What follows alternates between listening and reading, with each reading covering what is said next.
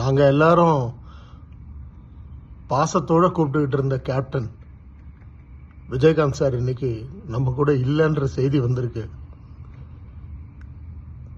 நான் பெங்களூர் ஷூட்டிங்கில் இருக்கேன்.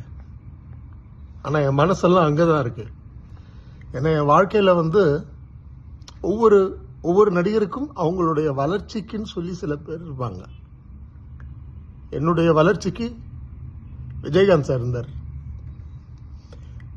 நல்லா நடிக்கிற, சின்சியரா பண்ண அப்படின்னு நிறைய அட்வைஸ் கொடுத்தார். இன்னைக்கு அதை பற்றி சொல்றதெல்லாம் வேஸ்ட். ஆனால் ஒரு மனிதரை பற்றி நல்ல விஷயங்கள் பேசும் பொழுது, அது நடிகர்களாக இருந்தாலும் சரி, தலைவர்களாக இருந்தாலும் சரி, சேவை செய்தவர்களாக இருந்தாலும் சரி, அவங்கள பற்றி பேசும் பொழுது ஒரு சில விஷயங்கள் மிகைப்படுத்தலோட